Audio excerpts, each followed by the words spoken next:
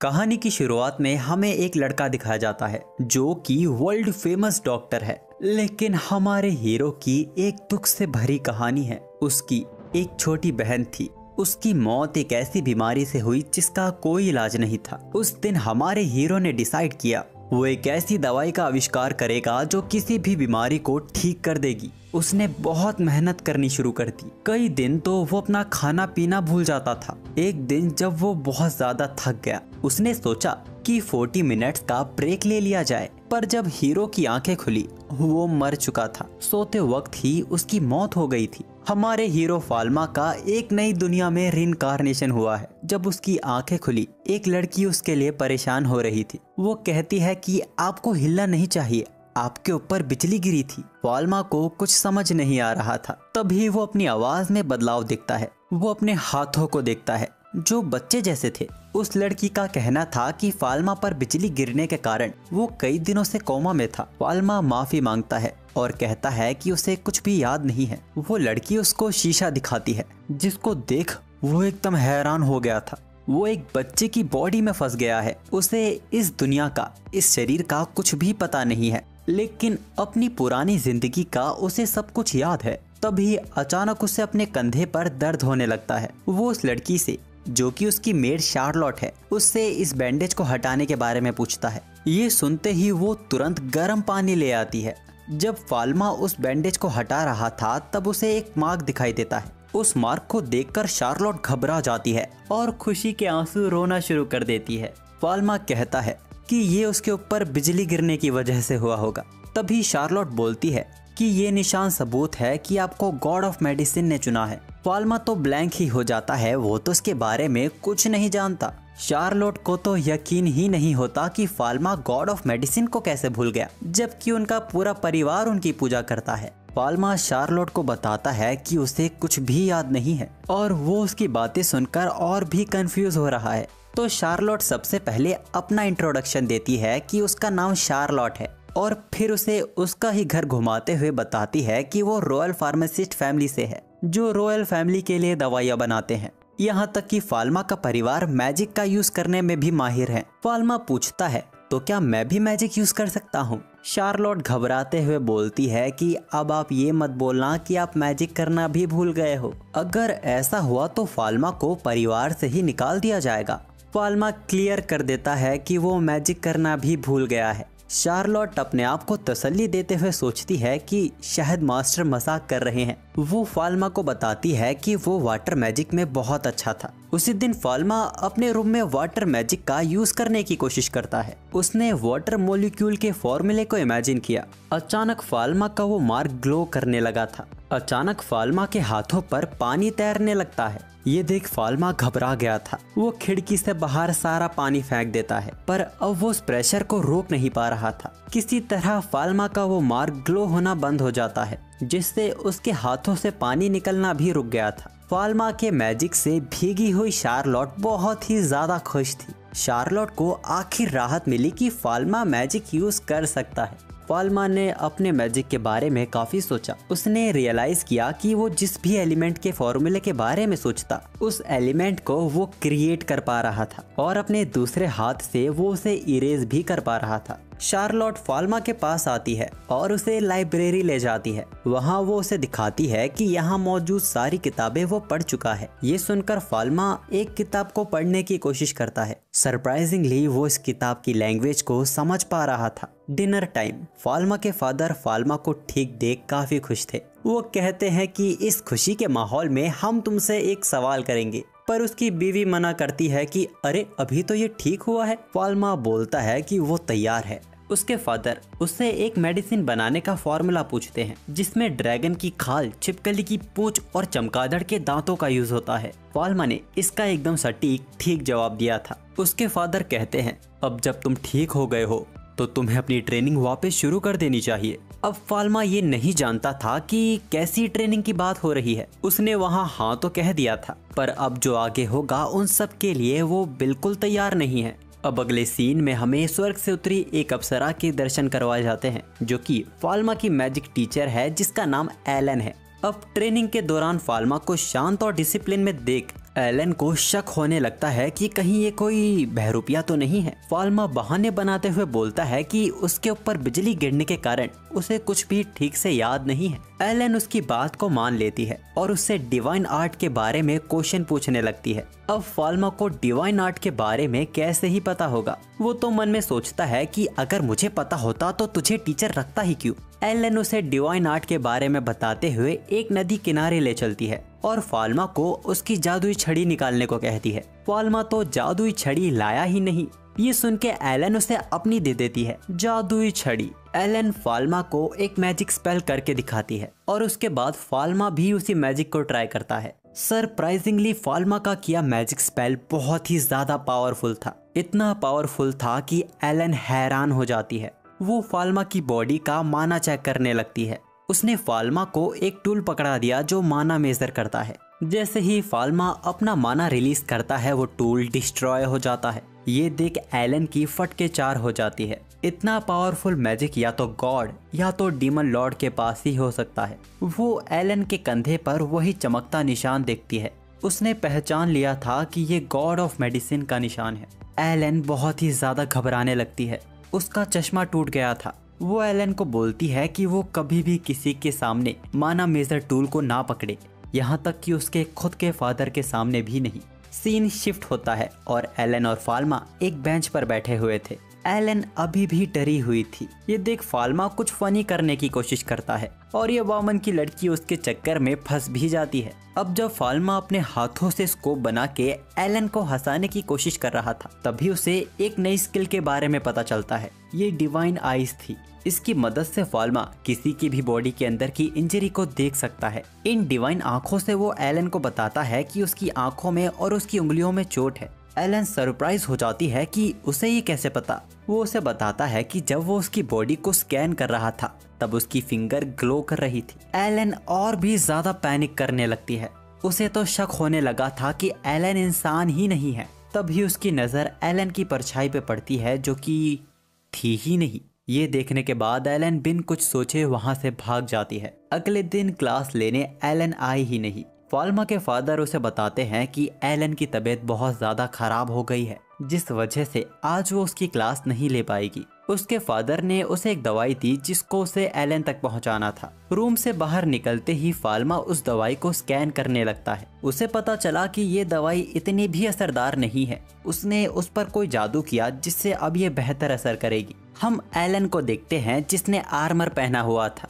वो फाल्मा को देख डरते हुए बोलती है कि क्या तुम मुझे यहाँ मारने आए हो, क्योंकि मुझे तुम्हारा सच पता चल गया है। फाल्मा अपने दोनों हाथों को ऊपर कर लेता है और कहता है कि उसका ऐसा कोई इरादा नहीं है। एलन उस पे यकीन करती है और अपने सिर से हेलमेट को उतार देती है। उसकी शक्ल को देखकर ही पता चल रहा था कि वो कितनी बीमार है। वो फाल्मा से उसके यहाँ होने की वजह पूछती है। फाल्मा उसे बताता है कि उसके फादर ने उसके लिए दवाई भेजी है और साथ ही उसने इस दवाई को बेहतर भी कर दिया है। ये सुन एलन फिर से घबराने लगती है। वो पूछती है कि क्या तुमने इसमें जहर मिलाया है मुझे मारने के लिए। फाल्मा हैरान होते हुए कहता है कि अरे ये तुम क्या बक रही हो, मैं ऐसा क्यों करूँगा, बल्कि इस दवाई को खाने से वो जल्दी ठीक हो जाएगी। पर एलन को उस पे बिल्कुल भरोसा नहीं था। फिर फाल्मा उसके पास आके उसके हाथों को पकड़ता है। वो कहता है कि आप मेरी टीचर हैं, आप मुझ पे भरोसा कीजिए, और एलन को फूल देके वो वहाँ से निकल जाता है। उसने एलन को पटा लिया था। I mean, वो थोड़ा शर्माने लगी थी। अगले दिन एलन फाल्मा को ट्रेन करने आई थी, लेकिन ये क्या, आज भी उसने आर्मर पहना हुआ है। उसका कहना था कि उसे अपने स्टूडेंट पे तो भरोसा है पर उसके मैजिक पर नहीं, वो बहुत ज्यादा पावरफुल है, इसीलिए उसने ये आर्मर अपनी सुरक्षा के लिए पहना है। वो फाल्मा को थैंक यू भी कहती है। कल जो उसने मेडिसिन दी थी उससे वो जल्दी ठीक हो गई। अब ट्रेनिंग शुरू करने के बाद एलन एक बार फिर फाल्मा का मैजिक देख हैरान हो गई थी। सीन चेंज होता है और हम फाल्मा को सभी को ताड़ते हुए देखते हैं। उसने अपनी डिवाइन आई की मदद से सबकी अंदरूनी चोट को देखना शुरू किया। वो उन्हें नोट कर लेता है और तय करता है कि वो सभी के लिए दवाई बनाएगा। फाल्मा अपनी लैब में अपने मैजिक से दवाई बनाना शुरू भी कर देता है। दवाई के बनने के बाद वो सीधा शार्लोट के पास जाता है। उसने वो दवाई शार्लोट को दे दी। हम देखते हैं कि शार्लोट इतनी खुश हुई थी कि वो लगभग वहाँ रोने ही लगी थी। वो फाल्मा को ये सब करने के लिए थैंक्स कहती है।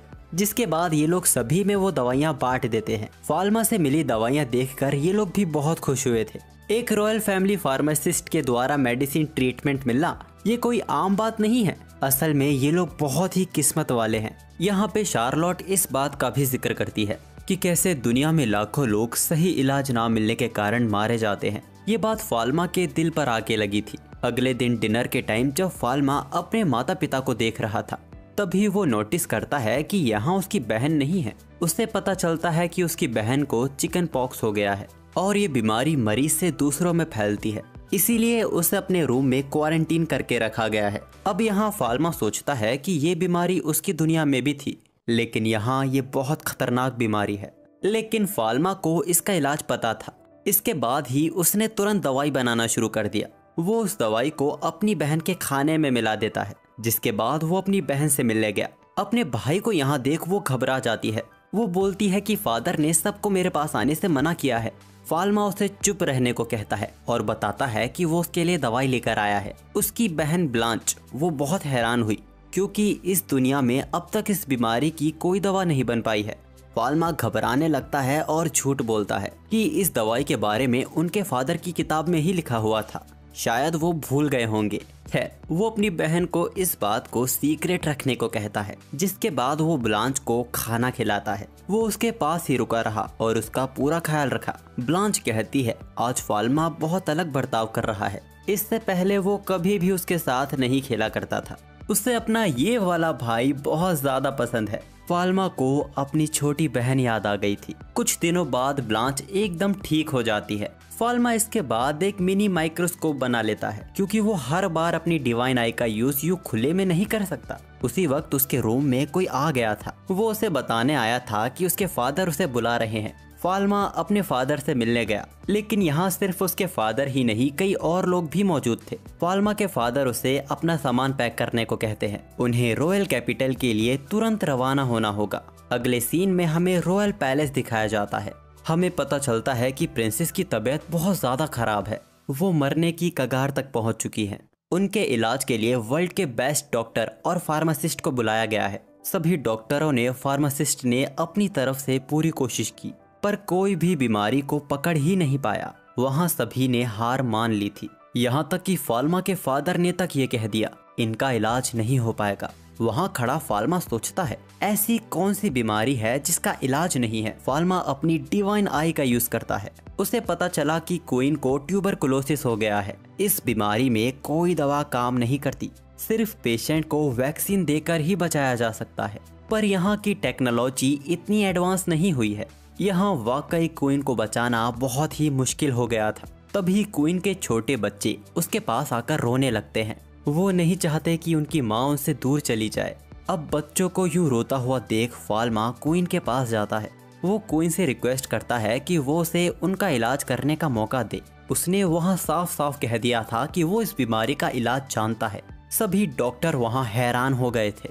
कुछ लोग वहाँ बोलते हैं कि ए बच्चे, क्वीन को परेशान मत करो। उसके फादर भी फाल्मा से कहते हैं फाल्मा ऐसा कुछ मत करो जिससे क्वीन को परेशानी हो। लेकिन तभी क्वीन कहती है ठीक है, मैं तुम्हें अपना इलाज करने की इजाज़त देती हूँ। अब सिर्फ तुम ही मेरी आखिरी उम्मीद हो। अब फाल्मा वापस अपने घर आकर अपनी लैब के दरवाजे को बर्फ से जमा देता है, ताकि कोई भी इस कमरे में ना घुस सके। यहाँ की दुनिया अभी तक बैक्टीरिया और वायरस से अनजान है। वो एक ऐसी दवाई बना रहा था जो वायरस को रोक सके। तभी उसके रूम के बाहर उसके फादर उसको आवाज देते हैं। वो कहते हैं फाल्मा, तुम्हें पता है ना तुम क्या कर रहे हो?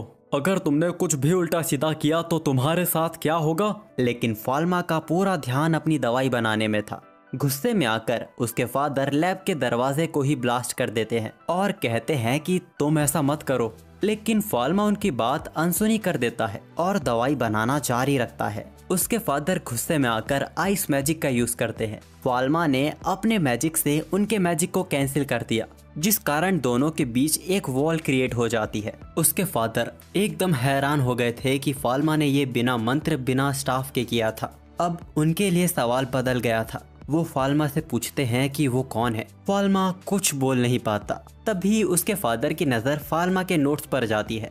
उसमें फाल्मा ने कई सारी दवाइयों का फॉर्मूला लिखा हुआ था जो इस दुनिया में एक्सिस्ट भी नहीं करती। फाल्मा अपने फादर से बोलता है कि उसने ये सब अपने सपनों में देखा था जब उसके ऊपर बिजली गिरी थी। अब फाल्मा के फादर को सब समझ आ रहा था। उन्होंने फाल्मा का वो चमकता निशान भी देख लिया था। उन्हें यकीन नहीं होता कि गॉड ऑफ मेडिसिन ने उनके बेटे को चुना है। फाल्मा अपने फादर से दवाई बनाने की परमिशन मांगता है और वो ये भी कहता है कि अगर वो दवाई बनाने में कामयाब हो गया तो उसके फादर को रॉयल कैपिटल में और भी महत्व दिया जाएगा।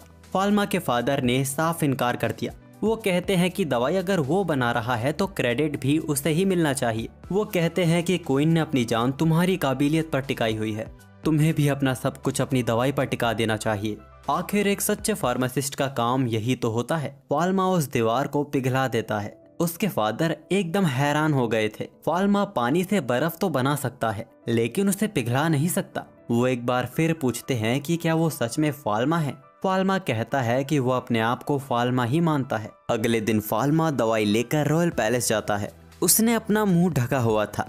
ये बात वहाँ मौजूद डॉक्टर और फार्मासिस्ट को अच्छी नहीं लगती। यहाँ फाल्मा के फादर को ना पाकर कोर्ट फार्मासिस्ट फाल्मा से पूछते हैं, क्या तुम्हारे फादर भाग गए हैं? फाल्मा हंसकर जवाब देता है कि ऐसा कुछ भी नहीं है। तभी क्वीन फाल्मा को अपने पास बुलाती है। तब तक वहाँ फाल्मा के फादर भी आ चुके थे। कोर्ट फार्मासिस्ट फाल्मा के फादर से पूछते हैं, क्या तुम अपने बेटे को रोकोगे नहीं? वो जवाब देते हैं कि फाल्मा ने हम दोनों के स्किल्स को सरपास कर दिया है। क्वीन को दवाई देने से पहले फाल्मा उन्हें कुछ दिखाता है। उसने एक डिवाइस बनाया जिससे बैक्टीरिया को देखा जा सकता था। क्वीन ये देख हैरान थी और पूछती हैं कि ये क्या चीज़ है। वहाँ मौजूद सभी डॉक्टर्स और फार्मासिस्ट को भी ये दिखाया जाता है। वो पूछते हैं कि क्या ये कोई कीड़े हैं। फाल्मा उन्हें इन्फेक्शन और बैक्टीरिया के बारे में बताता है और इसको खत्म करने के लिए शायद क्वीन को ये दवाई 1 साल तक भी लेनी पड़ सकती है। फाल्मा एक गिलास में क्वीन को वो दवाई देता है जिसको वो खुशी खुशी एक्सेप्ट करती हैं। फाल्मा भी वो दवाई ले रहा था और वो कहता है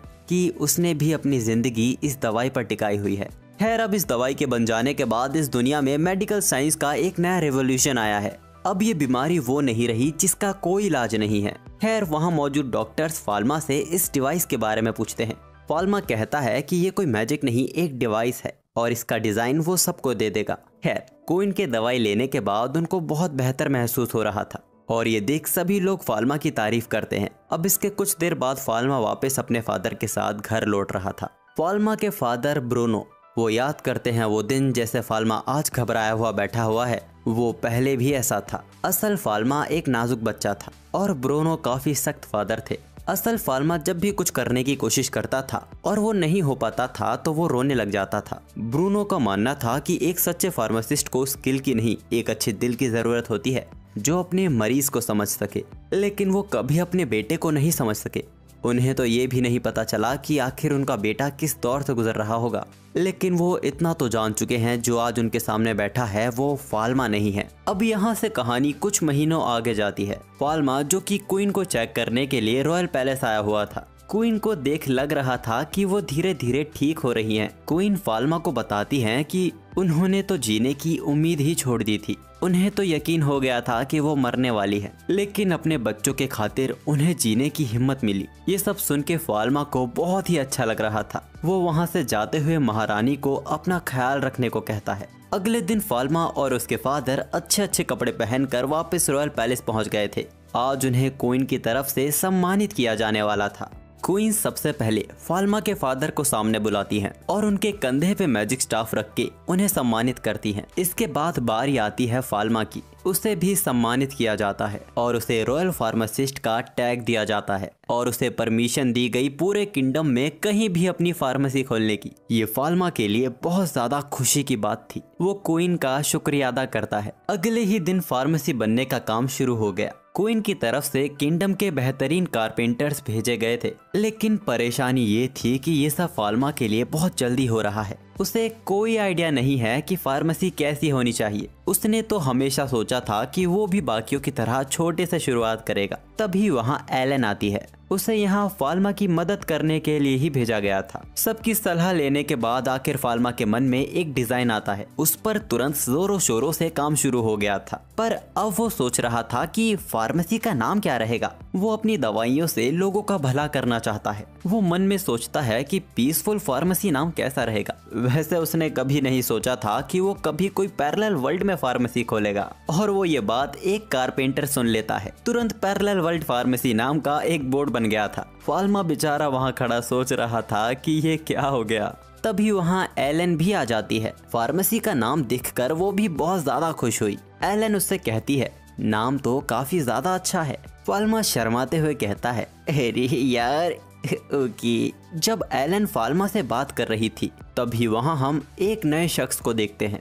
वो फाल्मा से पूछता है कि वो यहाँ का नौकर है या फिर यहाँ का बॉस। फाल्मा फेक स्माइल के साथ कहता है, बाप। वो आदमी बोलता है कि तुम तो काफी छोटे हो, फिर भी इस फार्मेसी के मालिक हो। तुम्हें देख के तो लगता है कि तुम तो बस यहाँ कैंडी ही बना पाओगे। एलन को ये बात अच्छी नहीं लगती, पर फाल्मा उसे रोकते हुए कहता है कि बकलोली मत कर पकोड़ी। खैर ये आदमी यहाँ की कॉमनर फार्मेसी गिल्ड से आया है और उसने सुना है कि फाल्मा सस्ती दवाइयाँ बेचने वाला है। फाल्मा कहता है कि हाँ वो यहाँ सस्ती दवाइयाँ बेचने वाला है। ये बात सुनकर उस आदमी को गुस्सा आ जाता है। तभी एलन उनके बीच में आ जाती है और उस आदमी को धमकी देती है कि अगर तुम इस फार्मेसी को बर्बाद करने की सोच रहे हो तो पहले तुम्हें मेरा सामना करना होगा। वहाँ उसकी फटके 45 हो गई थी। वो वहाँ से ये कहकर चला जाता है कि वो तो यहाँ बस दोस्ती करने आया था, पर एलन उसे लगातार गाली दिए ही जा रही थी। और यहाँ हमें रियलाइज होता है कि ऐसी बंदी हमें भी चाहिए। खैर वो लोग फार्मेसी के अंदर आ गए थे। अब फार्मेसी तो बन चुकी थी, लेकिन इतनी बड़ी फार्मेसी चलाने के लिए वो दोनों काफी नहीं है। फाल्मा को इसी चीज की टेंशन हो रही थी। तभी वहाँ शार्लोट आती है। शार्लोट कहती है कि वो इसमें फाल्मा की मदद करना चाहती है। फाल्मा उसे यहाँ के छोटे मोटे काम पकड़ा देता है, पर शार्लोट बताती है कि वो मैथ में बहुत अच्छी है और वो बिल काउंटर अच्छे से संभाल सकती है। फाल्मा हंस पड़ता है और कहता है कि तुम तो अभी 9 साल की हो। तो शार्लोट भी बोलती है कि आप भी तो 10 साल के हैं। वो बस फाल्मा की मदद करना चाहती है। उसने लगभग वहाँ रो ही दिया था। फाल्मा कहता है कि वो उसको समझता है और उसकी बात को मान लेता है। वो कहता है कि उसे छोटे मोटे कामों में उसकी मदद चाहिए होगी। शार्लोट तो वहाँ खुशी के मारे झूमने लगी थी, लेकिन अभी भी टैक्सेस और डॉक्यूमेंट संभालने के लिए उन्हें एक जिम्मेदार व्यक्ति चाहिए था।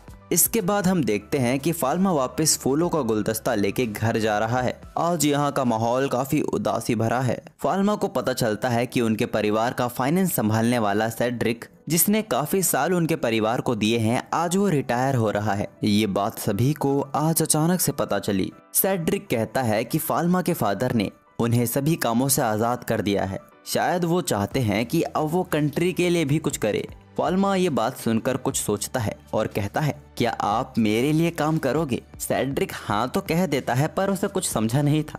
फाल्मा सीधा अपने फादर से बात करता है सेड्रिक को हायर करने के लिए। फाल्मा के फादर कहते हैं कि उन्होंने सेड्रिक को फ्री कर दिया है, तो वो जो चाहे वो कर सकता है। तभी ब्रूनो वहाँ एक बड़ा सा बक्सा और मंगवाता है। वो पूरा बक्सा सोने के सिक्कों से भरा हुआ था। ब्रूनो फाल्मा को ये सब तोहफे के तौर पर देता है ताकि वो अपनी फार्मेसी चला सके।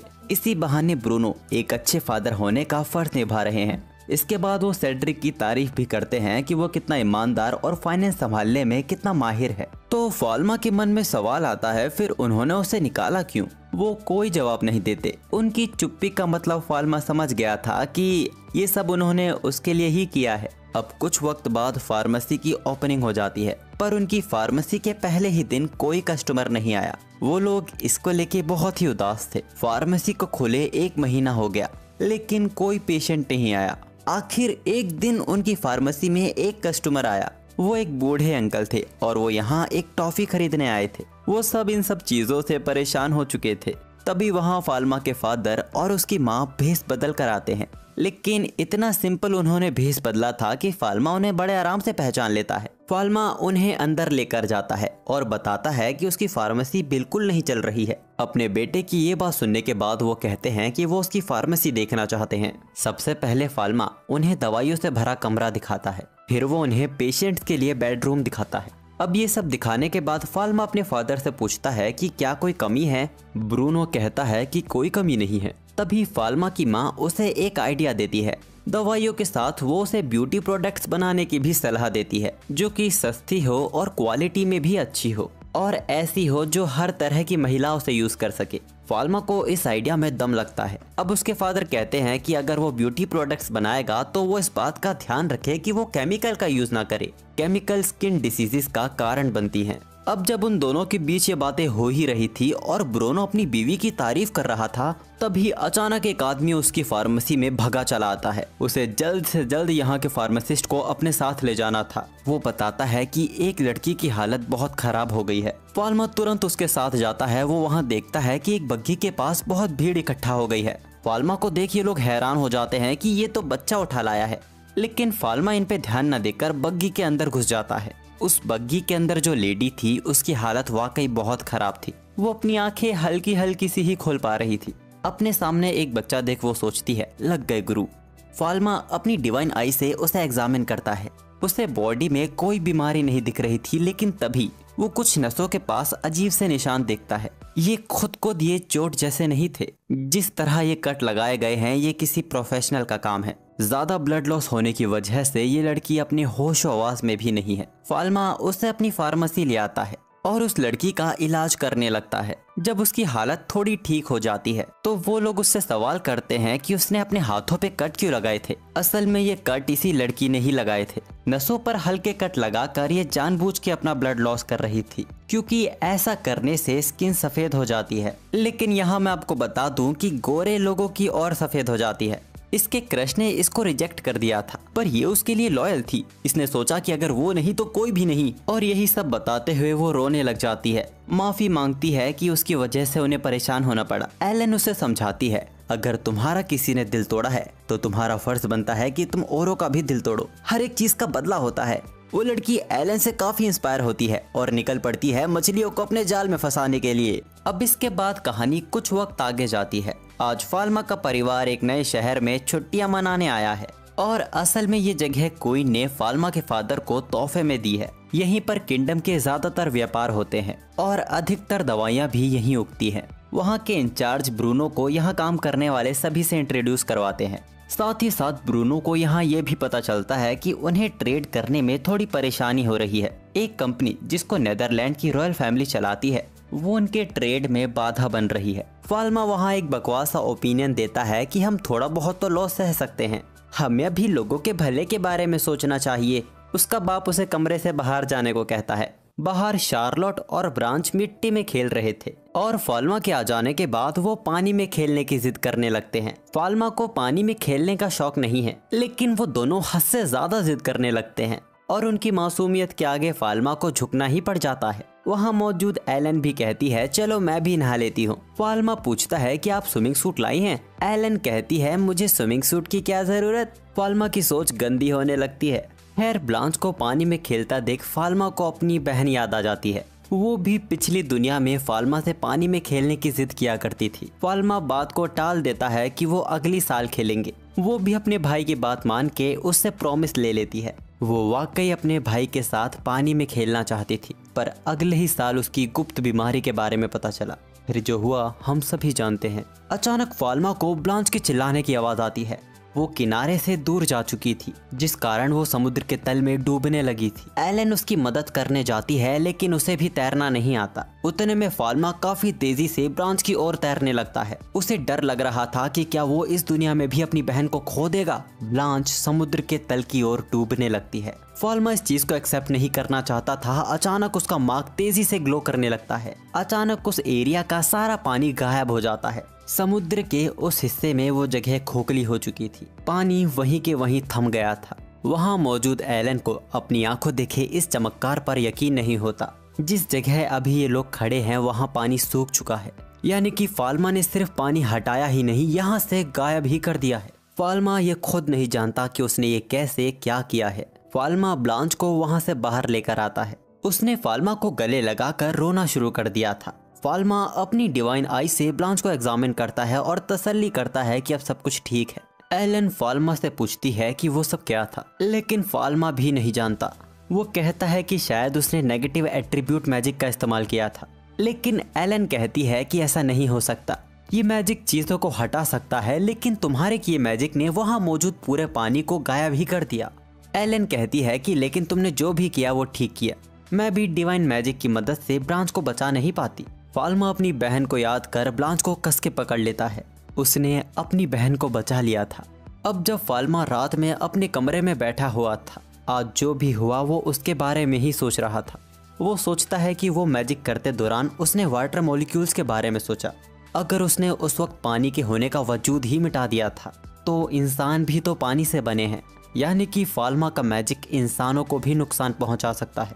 अब फाल्मा अपने आप से ही डरने लगता है कि उसने अगर गलती से ब्रांच को ही नुकसान पहुंचा दिया होता तो। तभी शार्लोट वहां आती है और फाल्मा से पूछती है कि क्या उसे कुछ चाहिए। फाल्मा ना में जवाब देता है और कहता है कि आज जो भी हुआ उन सब के बाद तो शार्लोट भी थक गई होगी। शार्लोट वहां से जाने ही वाली थी कि तभी वो फाल्मा के चेहरे को देखती है। उसके चेहरे पे चिंता साफ दिखाई दे रही थी। वो कहती है कि तुम्हें परेशान होने की कोई जरूरत नहीं है, आज तुमने जो भी किया वो अपनी बहन को बचाने के लिए किया। फाल्मा कहता है कि उसने सबको डरा दिया था। शार्लोट कहती है कि सारी गलती मेरी है, ब्रांच को बचाने की जिम्मेदारी उसकी थी और आपने तो एकदम कमाल ही कर दिया। आपने हीरो की तरह पानी में छलांग लगा दी और एक हीरो की तरह ब्रांच को भी बचा लिया। फाल्मा कहता है कि नहीं, तुमने अच्छा किया, तुम्हें स्विमिंग करना नहीं आता है, तुम्हारा ध्यान रखना भी मेरी जिम्मेदारी है, तुम भी मेरे परिवार का हिस्सा हो। ये बातें सुन के शार्लोट बहुत ही इमोशनल हो जाती है। वो वहाँ पे रोने लग जाती है। वो कहती है कि वो फाल्मा के इन शब्दों को कभी नहीं भूलेगी। अचानक सीन चर्च पर शिफ्ट होता है। वहाँ मौजूद प्रीस्ट और फ्रेंच के उस बच्चे की बात कर रहे थे जिसने समुद्र के पास उस बच्चे को देखा जिसने समुद्र का पानी गायब कर दिया। उसने बताया कि वो बच्चा बहुत डरावना है और उसकी एक पूंछ भी है। जहाँ ये सब हुआ, एक प्रीस्ट उस जगह को एग्जामिन करने गया और उसे पता चला कि यहाँ डिवाइन पावर का यूज किया गया है। उन्हें ये भी पता चला है कि उस बच्चे की कोई परछाई नहीं है। इन प्रीस्ट ने उस बच्चे को खत्म करने का निश्चय कर लिया था। यहाँ दूसरी तरफ हम देखते हैं कि आज फाल्मा की फार्मेसी में बहुत ज्यादा भीड़ है क्योंकि ये लोग बीच में एक ट्रिप पर जो चले गए थे। हमें ये भी पता चलता है कि अब तो फाल्मा की दवाइयाँ भी अच्छे से बिकने लगी हैं। तभी हम देखते हैं कि उसी चर्च के दो प्रीस्ट फाल्मा की फार्मेसी में काफी देर से खड़े हैं। वो लगातार फाल्मा को ही घूरे जा रहे थे। फाल्मा ने भी ये नोटिस कर लिया था। वो एलन से इन लोगों के बारे में पूछता है। एलन कहती है कि वो फार्मासिस्ट तो नहीं लगते। शार्लोट ने भी उनसे बात करने की कोशिश की थी पर वो बहुत अजीब व्यवहार कर रहे थे। शार्लोट कहती है कि हमें गार्ड्स को इन्फॉर्म कर देना चाहिए पर फाल्मा मना कर देता है क्योंकि वो उनके मेहमान हैं। अगले दिन की सुबह सुबह जब गार्ड्स अपनी मॉर्निंग ड्यूटी पर आए ही थे तभी वो देखते हैं कि एक घोड़ा गाड़ी तेजी से फार्मेसी की ओर आ रही है। वो फार्मेसी से जा टकराई थी। ये बात जब ब्रूनो को पता चलती है वो गार्ड्स पर बहुत गुस्सा करते हैं। ब्रूनो को शक है कि यहाँ मौजूद मेडिकल गिल्ड ये सब कर रही है। वो लोग क्वीन को इन्फॉर्म करने का फैसला करते हैं। वहाँ पीछे खड़ा फाल्मा सोच रहा था कि ये मेडिकल गिल्ड ने करवाई है या फिर उन सफेद कपड़े वाले लोगों ने। फाल्मा अपने फादर को अभी कोई भी फैसला लेने से मना करता है। हो सकता है कि चीजें कुछ अलग हों और बात आगे बढ़ जाए। अब उस घोड़ा गाड़ी के द्वारा आया हुआ कचरा वो लोग साफ कर रहे थे। वो देखते हैं कि घोड़ा गाड़ी ने फार्मेसी के अंदर तक नुकसान पहुंचाया है। क्लीनिंग मैजिक भी यहाँ काम नहीं कर रहा था लेकिन ऊपर वाले फ्लोर को कोई नुकसान नहीं पहुंचा है। अब तभी हम वही बूढ़े वाले अंकल को देखते हैं जो अपने ताकतवर क्रू के साथ फाल्मा की फार्मेसी में आए हैं। ये लोग फाल्मा की फार्मेसी को ठीक करने आए हैं क्योंकि फाल्मा बहुत अच्छा बच्चा है और उन्हें इसकी दुकान की कैंडी बहुत पसंद है। फाल्मा उनकी मदद के लिए उन्हें शुक्रिया कहता है और वो लोग काम पे लग जाते हैं। देखते ही देखते टाउन के सभी लोग वहाँ आ जाते हैं। वो फाल्मा से कहते हैं कि उसे कुछ भी करने की जरूरत नहीं है। फाल्मा उनके लिए सस्ती दवाइयाँ बनाता था। वो इतना अच्छा था जिस कारण सभी लोग उसकी मदद करने आ जाते हैं। बंदे ने पैसे नहीं नाम कमाया है।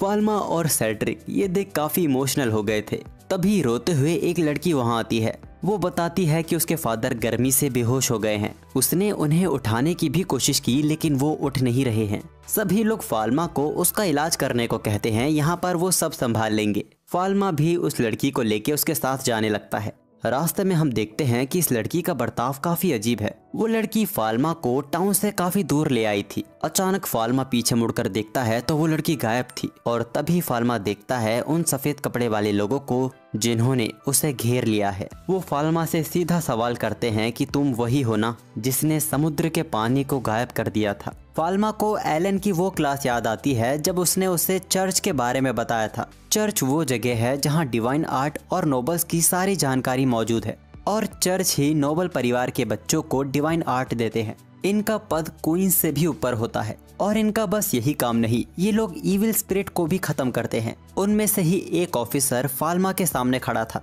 वो कहता है कि तुम खुलेआम कैसे घूम सकते हो। वो फाल्मा को इविल स्पिरिट बता रहा था। फाल्मा कहता भी है कि आपको कोई गलतफहमी है, मैं एक आम इंसान हूँ। इन्वेस्टिगेशन ऑफिसर सैलमन फाल्मा को पकड़ने के लिए उस पर बाइंड मैजिक का यूज करते हैं, पर फाल्मा के ऊपर उस मैजिक का असर ही नहीं होता। वहाँ मौजूद बाकी ऑफिसर्स ने भी अपनी तरफ से कोशिश की, लेकिन फाल्मा के आगे किसी का मैजिक काम नहीं करता। इससे परेशान होके वो लोग स्वॉर्ड डांस ऑफ आर्ट का यूज करते हैं, लेकिन वो भी काम नहीं किया। फाल्मा फिर बोलता है कि मैं एक आम इंसान हूँ, मुझ पे ये काम नहीं करेगा। सैलमन कहता है कि हमें इस बच्चे को जिंदा ही पकड़ना होगा। वो सभी मिलकर फाल्मा पर बहुत ही ज्यादा ताकतवर हमला करते हैं, लेकिन इस बार फाल्मा का माथा खिसक गया था। उसने बर्फ की एक बहुत बड़ी चट्टान बना दी। फाल्मा का ये रूप देख सैलमन आउट ऑफ कंट्रोल होकर नीचे गिर जाता है। फाल्मा उन्हें धमकाता है कि उसका लड़ने का कोई इरादा नहीं है और ना ही वो उन्हें चोट पहुंचाना चाहता है। तभी सैलमन की नजर फाल्मा के उस निशान पर जाती है जो पेनेस्थेसिया का होली मार्क है। यही वजह है कि फाल्मा की कोई शैडो नहीं है और उसके पास इतनी डिवाइन पावर है। वो सभी लोग फाल्मा के आगे अपना सिर झुका लेते हैं। वो कहते हैं कि हम अपने बाप को पहचान नहीं पाए, हमें माफ कर दीजिए। अब क्योंकि ये लोग फाल्मा के आगे बुरी तरह हार गए थे, तो जैसा युद्ध में होता है विजेता हारने वाले को मार देता है। तो सैलमन कहता है कि आप मेरी जान ले लीजिए, पर मेरे साथियों को जाने दीजिए। अब इससे पहले सैलमन अपने आप को मारता, फाल्मा उसका हथियार पकड़ लेता है और कहता है कि यहाँ किसी को मरने की जरूरत नहीं है। फाल्मा अपनी डिवाइन आई से देखता है कि सैलमन का एक पैर फ्रैक्चर हो गया है, जो कि घोड़े के ऊपर से गिरने की वजह से हुआ था। इसको ठीक करने के लिए ऑपरेशन करना जरूरी था, लेकिन शायद इस दुनिया में ऑपरेशन जैसा कुछ होता ही नहीं है। अगर फाल्मा ने इसे किसी और के भरोसे छोड़ा तो सैलमन की डेथ हो सकती है। फाल्मा उन्हें फर्स्ट एड बॉक्स लाने को कहता है। सैलमन ये जानना चाहता था कि फाल्मा ये सब क्यों कर रहा है, उसे तो बल्कि उसे पनिशमेंट देनी चाहिए। फाल्मा कहता है कि वो बस लोगों की मदद करना चाहता है। वहाँ टेंट लगाया जाता है। फाल्मा भी पहली बार किसी इंसान की सर्जरी करने जा रहा है। अब इसके कुछ देर बाद फाल्मा टेंट से बाहर निकलता है और उन्हें बताता है कि उनके मास्टर बिल्कुल ठीक है, लेकिन अभी भी पहले जैसा होने में उन्हें वक्त लगेगा, लेकिन अभी वो उसे टेंपल ले जा सकते हैं। वो लोग फाल्मा का शुक्रिया अदा करते हैं। फाल्मा कहता है कि इसकी कोई जरूरत नहीं है, ये उसका काम है। वो बस कहता है कि आज यहाँ जो हुआ वो किसी को ना बताए। वो लोग फाल्मा को मेडिसिन गॉड कहते हैं और उसकी बात को मान लेते हैं। अब इसके कुछ महीनों बाद सैलमन वापस फाल्मा की फार्मेसी में आता है। एलन उनको देख हैरान हो जाती है, क्योंकि चर्च के इन्वेस्टिगेशन ऑफिसर्स का यहाँ आना खतरे की बात थी।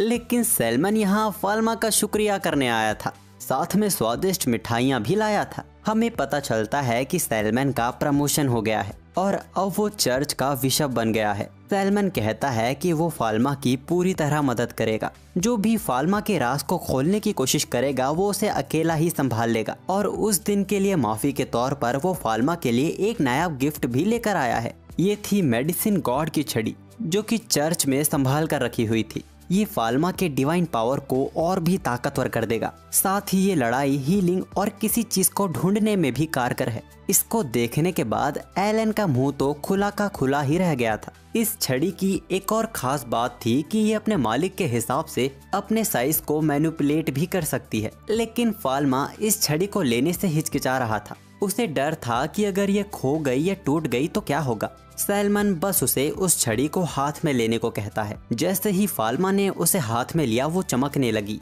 सैलमन हंसते हुए कहता है कि छड़ी ने आपको मालिक के तौर पे चुन लिया है। एलन इस छड़ी के नशे में पूरी तरह डूब गई थी। वो फाल्मा से उसे छूने के लिए मांगती है, लेकिन जैसे ही छड़ी उसने एलन को दी वो छड़ी उसके हाथों से आर पार हो जाती है। सैलमन बताता है कि बस एक गॉड ही इस छड़ी को यूज कर सकता है। ये सुन एलन फाल्मा को चिढ़ाने लगती है। फाल्मा कहता है कि वो कोई गॉड वॉड नहीं है। सैलमन बताता है कि अगर फाल्मा एक ह्यूमन से भी ज्यादा डिवाइन पावर इसमें यूज करे तो वो इस छड़ी की मदद से उड़ भी सकता है। एलन अपनी आंखों देखी पर यकीन नहीं कर पा रही थी।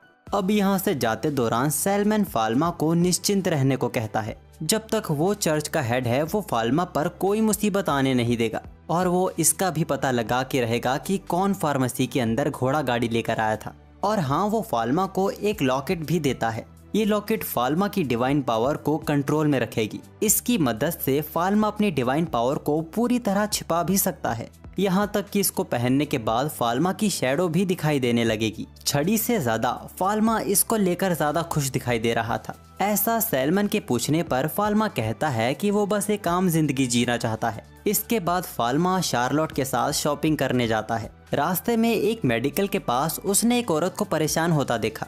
वो औरत परेशान थी क्योंकि इस फार्मासिस्ट के पास पैरेलल वर्ल्ड फार्मेसी जैसी दवाई नहीं है। वो कहता है कि वो लोग उनके जैसी दवाई नहीं बना सकते, और साथ ही फाल्मा अमीर घर से है, अगर वो सस्ते में दवाई दे भी दे तो भी उसे कोई फर्क नहीं पड़ेगा।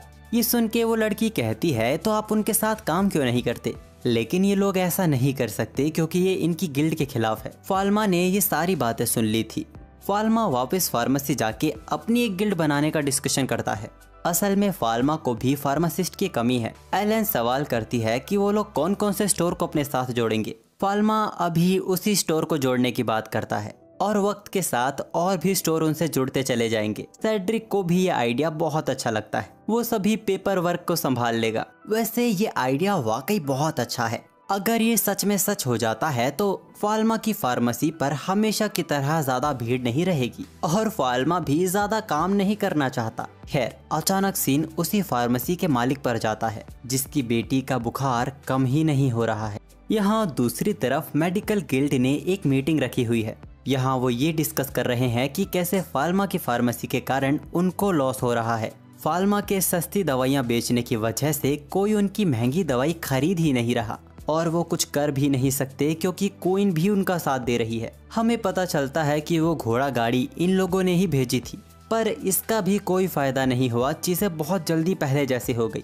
वो चश्मे सबको धमकाता है कि अगर कोई भी फाल्मा की फार्मेसी के पास जाएगा या उससे मदद लेगा उसे गिल्ड से बाहर निकाल दिया जाएगा। दूसरी तरफ हम उसी आदमी को देखते हैं जो अपनी बेटी का इलाज करवाने एक डॉक्टर के पास आया था, लेकिन डॉक्टर वहाँ मौजूद ही नहीं था। वहाँ से गुजर रहा फाल्मा उसे बताता है कि यहाँ का मालिक एक हफ्ते की छुट्टी पर गया है। फाल्मा देखकर ही समझ जाता है कि इस आदमी की बेटी की तबीयत खराब है, पर यह आदमी फाल्मा की मदद लेने से हिचकिचा रहा था। लेकिन अपनी बेटी को मजबूर देख वो फाल्मा के साथ चलने के लिए तैयार हो जाता है। लेकिन फाल्मा उसे सामने वाले गेट से नहीं बल्कि पीछे वाले दरवाजे से फार्मेसी के अंदर लेके जाता है। उस आदमी को लगा कि ये उसकी हैसियत की वजह से है। अंदर जाके फाल्मा उसे मास्क पहनने को कहता है। अब जाके उस आदमी को समझ आया कि फाल्मा उसे पीछे वाले दरवाजे से क्यों लेकर आया, ताकि बीमारी दूसरों में ना फैले। इसके बाद फाल्मा उसकी बेटी का एकदम अच्छे से इलाज करता है और उसको अच्छे से ट्रीट करते हुए उसको एग्जामिन भी करता है।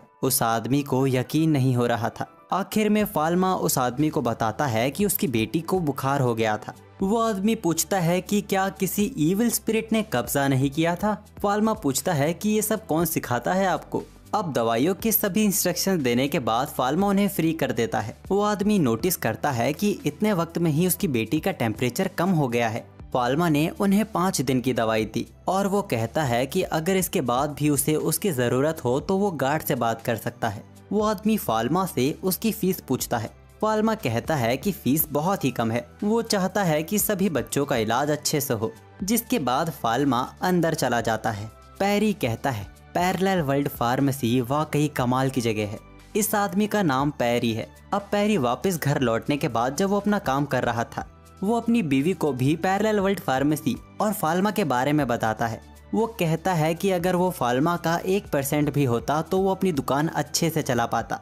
वो फाल्मा से मदद भी नहीं ले सकते क्योंकि ये रूल्स के खिलाफ है। उसकी वाइफ उसका हौसला बढ़ाती है कि वो जानती है कि वो कितनी मेहनत करता है और वो रिस्क भी नहीं ले सकता क्योंकि उनके ऊपर कर्ज भी है और अभी उनकी बेटी छोटी है जिसका भविष्य उनके ही हाथों में है। पैरी ये कहते हुए रोने लगता है कि वो तो अपनी बेटी का इलाज भी नहीं कर सकता। जिसके बाद वो दोनों ही दुखी हो जाते हैं। अगले दिन आज फिर कॉमनर मेडिकल गिल्ड में मीटिंग हो रही थी। वो लोग इसी बात को लेकर परेशान थे कि अब उनकी दवाइयाँ ना के बराबर भी नहीं बिक रही हैं। मोटू बोलता है कि उसने तो अपनी बीवी को फाल्मा के ब्यूटी प्रोडक्ट्स ही लगाते पकड़ लिया था, जिसके बाद उसने उसके सामने अपनी ताकत का प्रदर्शन किया। अब वो कैसे भी ब्यूटी प्रोडक्ट्स नहीं लगा पाएगी। खैर, वो पैरी से पूछता है कि उसकी मेडिकल के क्या हाल है, जो कि फाल्मा के फार्मेसी के सबसे करीब है। पैरी बिना कुछ छिपाए सब बता देता है कि फाल्मा की फार्मेसी वाकई कमाल की है। वो किसी के साथ भेदभाव नहीं करता उसने ये भी बताया कि वो अपनी बेटी को भी लेकर गया था।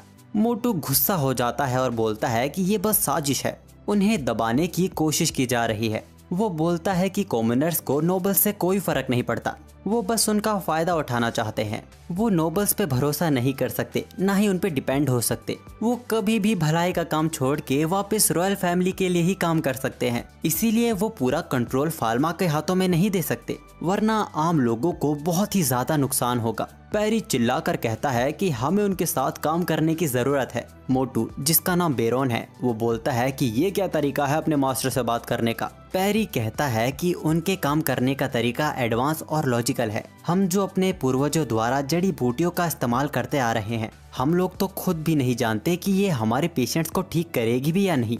हमारी फार्मेसी तुक्के पे चल रही है। बेरोन उसे गिल्ड से निकल जाने को कहता है। पैरी का सब कुछ बर्बाद हो गया था, उसकी शॉप को पूरी तरह तोड़ दिया गया था। फाल्मा की नज़र उस पर पड़ती है, वो उसका ख्याल पूछने आता है। पैरी बताता है कि उसने अपनी गिल्ड को पैरेलल वर्ल्ड ऑफ फार्मेसी के साथ अपना एक्सपीरियंस शेयर किया, जिस कारण हालात अब ऐसे हो गए हैं। उनका लाइसेंस भी अब उनसे छीन चुका है। फाल्मा माफ़ी मांगता है कि ये सब उसकी वजह से हुआ है। पैरी कहता है कि उसमें उसका कोई दोष नहीं है और वो हार भी नहीं मान सकता। वो कहता है कि वो देश छोड़ के एक नई शुरुआत करेगा। ये सब सुन के फाल्मा उसे बताता है कि वो एक नई गिल्ड शुरू करने की सोच रहा है। अगर वो चाहे तो वो उसे ज्वाइन कर सकता है। ये सुन के पैरी तो रोने ही लगा था। अगले दिन एक नई शुरुआत के साथ पैरेलल वर्ल्ड ऑफ फार्मेसी की एक नई ब्रांच बनके पैरी अपनी शॉप खोलने जा रहा था, पर वो घबरा रहा था। उसे डर था कि क्या उसकी फार्मेसी चलेगी। वो फाल्मा नहीं है, उसकी बेटी उसका हौसला बढ़ाती है। वो दरवाजा खोलता है और देखता है कि 50 से ज्यादा लोग उसकी फार्मेसी के बाहर खड़े हैं। पैरी एक बार फिर खुशी के आंसू रोने लगा था। वो सभी का खुले दिल से स्वागत करता है। अचानक सीन चेंज होता है। हमें एक शख्स दिखाया जाता है जिसको मैजिक सर्कल में कैद किया हुआ था। जिसने उसे पकड़ा हुआ है वो कहता है कि तुमने कई सारे इलाज के तरीके ढूंढे, लोगों ने तुम्हें जीनियस मानना शुरू कर दिया था, तो फिर तुमने ऐसा क्यों किया। वो बड़ी बेशर्मी से कहता है कि एक दिन सभी को मरना ही है। वहाँ मौजूद ब्रूनो उससे गुस्से में पूछता है, तो क्या इसीलिए तुमने सारे एक्सपेरिमेंट जिंदा इंसानों पर किए थे। वो आदमी ब्रूनो का नाम लेते हुए कहता है कि इन सब से कोई फर्क नहीं पड़ता ब्रूनो, इस दुनिया में सिर्फ झूठ ही भरा हुआ है। अचानक ब्रूनो की नींद खुलती है। हम देखते हैं कि ब्रूनो बहुत ही घबराया हुआ है। अब अगले दिन डिनर के टाइम जब पूरा परिवार एक साथ बैठा हुआ था, उसी वक्त ब्रूनो पेल की भेजी चिट्ठी पढ़ने लगते हैं। पेल ब्रांच और फाल्मा का बड़ा भाई है, जो दुनिया की सबसे ग्रेटेस्ट मेडिकल फार्मेसी यूनिवर्सिटी में पढ़ाई कर रहा है। अब इस लेटर को पढ़ने के बाद ब्रूनो फाल्मा को उसके ऑफिस में मिलने को कहते हैं। ब्रूनो बताता है कि कैपिटल के अंदर बहुत जल्द बहुत बड़ा फेस्टिवल होने वाला है, जिसमें दूर दूर से बड़ी बड़ी हस्तियां भी आने वाली हैं। लेकिन ब्रूनो को पता चला है कि एक अनजान बीमारी लोगों में फैल रही है। ये अजीब तरह की महामारी है जो नेदरलैंड के पास फैलना भी शुरू हो गई है। पेल ने लेटर में बताया है कि इस बीमारी के कारण 1000 लोगों ने अपनी जान गंवाई है। अब क्योंकि फेस्टिवल में नेदरलैंड से भी लोग आएंगे, तो यहाँ भी इस महामारी के फैलने का डर है। ये लोग नेदरलैंड के लोगों को आने से रोक भी नहीं सकते। फाल्मा अपने फादर से पूछता है, क्या उनके पास इन्फेक्शन के सैंपल हैं? ब्रूनो बताता है कि उन लोगों को तुरंत ही जला दिया गया था और ये उनके द्वारा बहुत ही सही डिसीजन लिया गया था। ऐसा करने से बीमारी के फैलने की गुंजाइश को कम किया गया है। पेल एक और लेटर अपने बाप को भेजता है। उसने उसमें बताया कि उस बीमारी पर रिसर्च करने की कोशिश की गई, लेकिन जो लोग इस बीमारी पर रिसर्च कर रहे थे वही लोग इससे इन्फेक्ट हो गए, जिस कारण आखिर में उन्हें भी जलाना पड़ा। पेल ने एक रेवोल्यूशनरी डिवाइस का भी जिक्र किया है, जिसकी मदद से उन्होंने बैक्टीरिया का स्केच भेजा है। ये फाल्मा का ही वो माइक्रोस्कोप है। फाल्मा अपने बाप से उस बैक्टीरिया की एक कॉपी मांगता है। यहाँ दूसरी तरफ मेंशन में पैरेलल वर्ल्ड ऑफ फार्मेसी की ही बातें चल रही थी। क्वीन को बताया जाता है कि कैसे पैरेलल वर्ल्ड ऑफ फार्मेसी के बनने के बाद और उसकी दूसरी ब्रांच खुल जाने से उनके किंगडम की लोगों की हेल्थ में 20% का सुधार आया है और फाल्मा की गिल्ड और उसके ब्यूटी प्रोडक्ट्स भी तरक्की पर चल रहे हैं, जो कि कुल मिला के सीधा उनकी कंट्री को ही सपोर्ट कर रहा है। क्वीन खुश होते हुए बोलती है कि उन्हें इसकी पहले से ही उम्मीद थी। क्वीन फाल्मा को तोहफे के तौर पर नोबल बैरन बनाने का सोचती है। तभी एक लेडी क्वीन को याद दिलाती है कि अभी भी फाल्मा एक बच्चा है। यहाँ दूसरी तरफ एलन फाल्मा से मिलने आई थी, लेकिन उसे फाल्मा काफी परेशान हालत में मिलता है।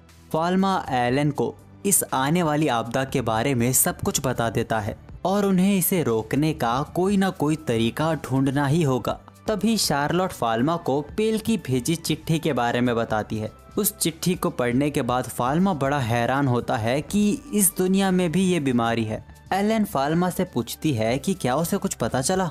फाल्मा बताता है कि ये स्केच साफ तो नहीं, लेकिन उसके अंदाजे से ये बीमारी ब्लैक डेथ है। फाल्मा कई सारे फार्मासिस्ट की मदद लेता है ताकि इस बीमारी का सामना कर सके। उसने फेस्टिवल के लिए कई सारे क्वारंटीन भी बनवा दिए हैं। इन लोगों ने अपनी तरफ से पूरी तैयारी कर ली है ब्लैक डेथ का सामना करने के लिए।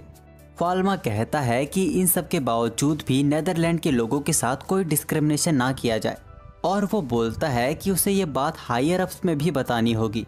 फाल्मा ब्रूनो को जाके ब्लैक डेथ के बारे में बता देता है।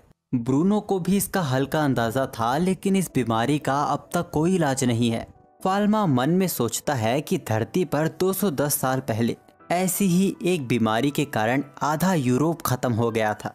ब्रूनो कैपिटल के लिए निकल रहा था। ये जानकारी वहाँ भी देनी बहुत ही ज़रूरी है। फाल्मा अपने फादर से कहता है कि घबराने की कोई बात नहीं है, वो लोग कैपिटल को कुछ नहीं होने देंगे। फाल्मा ने इन्फेक्शन का पता लगाने का तरीका और एक दवाई बना ली है जो इस बीमारी का इलाज कर सकेगी, लेकिन इस वक्त बस फाल्मा ही इस दवाई को बना सकता है। पर वो अपनी तरफ से पूरी कोशिश कर रहा है इसकी सप्लाई को बढ़ाने में। फाल्मा ने अपने फादर को इम्प्रेस कर दिया था। वो बोलता है कि भले ही दवाई बन गई हो, लेकिन इसको रोकने के लिए इसके इन्फेक्शन को फैलने से रोकना होगा, और इसके लिए रॉयल कैपिटल के फार्मासिस्ट काफ़ी नहीं है। इसीलिए ब्रूनो सीधा पैलेस क्वीन से मिलने जाता है। वहाँ उसने क्वीन को इस बीमारी के बारे में सब बता दिया था। क्वीन सभी दरवाज़ों को बंद रखने को कहती है ताकि इन्फेक्शन कम से कम फैले। फाल्मा कहता है कि इसकी कोई ज़रूरत नहीं है, पर हर दरवाजे पर इंस्पेक्शन होना ज़रूरी है। इसके लिए उन्हें कंपाउंडिंग फार्मेसी गिल्ड के सभी फार्मासिस्ट की ज़रूरत पड़ेगी। क्वीन इसका ऑर्डर दे देती है। वो अपने एम्पायर के लोगों को बचाने के लिए कुछ भी करेंगी।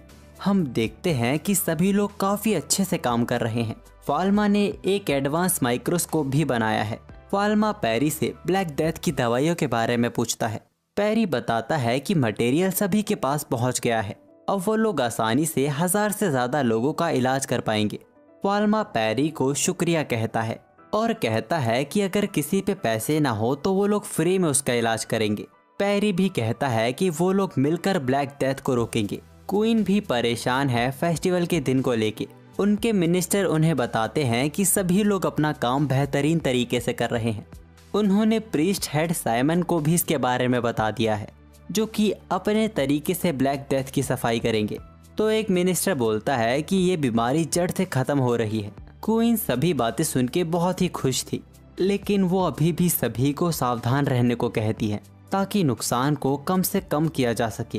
क्वीन उन्हें फाल्मा के सभी डिसीजन को फॉलो करने को कहती है, क्योंकि उसका डिसीजन हमेशा सही होता है। यहाँ दूसरी तरफ फाल्मा और एलन भी निकल पड़े हैं ब्लैक डेथ का सामना करने के लिए, मतलब कि नेदरलैंड से आ रही शिप्स का इंस्पेक्शन करने के लिए।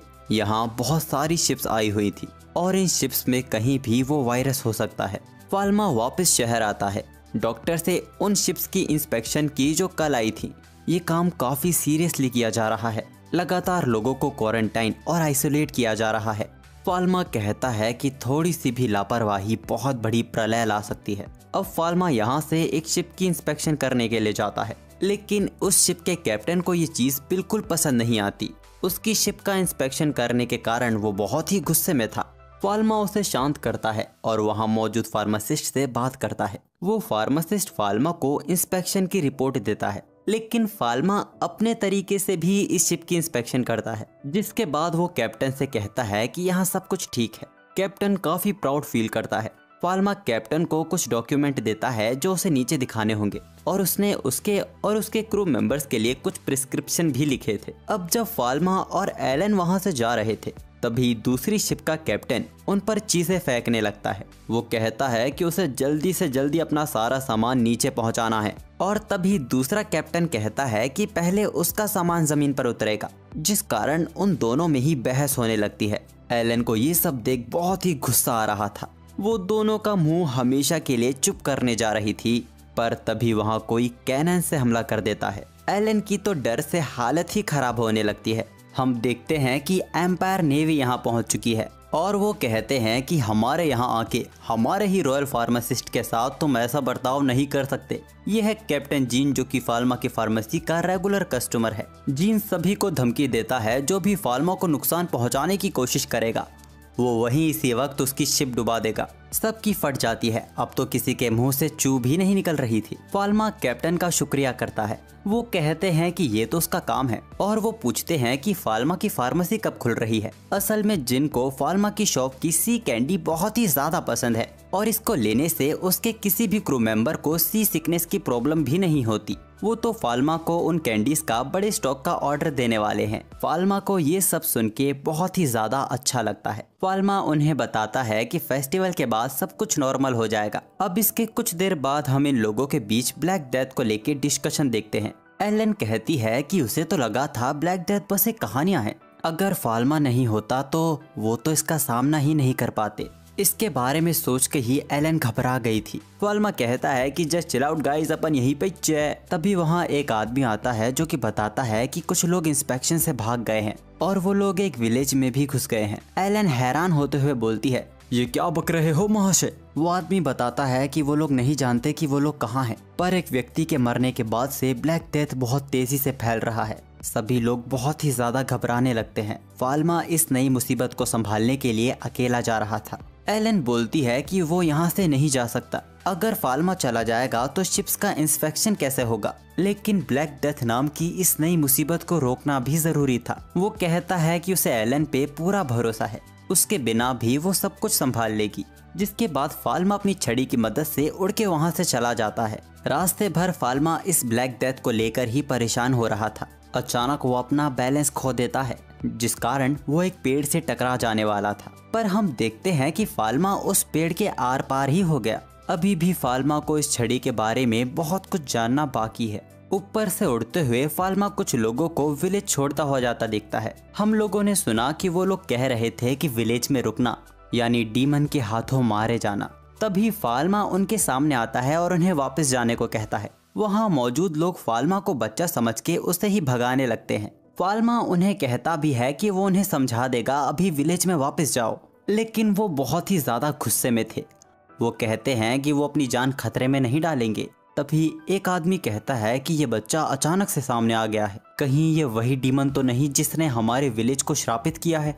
ये बात सुन के वो सभी लोग अपने हाथों में हथियार पकड़ लेते हैं। फाल्मा एक बार फिर उन्हें समझाने की कोशिश करता है कि वो लोग अगर यहाँ से भाग भी जाएं तो भी वो इस बीमारी से बच नहीं पाएंगे। लेकिन वो लोग फाल्मा की बात पर यकीन करने को राजी ही नहीं थे, जिस कारण फाल्मा को मजबूरन पूरा विलेज बर्फ से ढकना पड़ता है ताकि बीमारी फैल ना सके। वो उन्हें समझाता है कि वो कैपिटल का रॉयल फार्मासिस्ट है और यहाँ वो उन सभी को ब्लैक डेथ से बचाने आया है। फाल्मा का रॉयल बैच देखकर वो हैरान हो जाते हैं। फाल्मा उन्हें फैल रही ब्लैक डेथ बीमारी के बारे में बताता है। लोगों की मौत हो रही है। फाल्मा कहता है कि अगर वो इस बीमारी को खत्म कर दे तो सब बच जाएंगे, लेकिन वो वादा नहीं कर सकता कि वो सभी को बचा लेगा, पर वो अपनी तरफ से पूरी जान लगा देगा।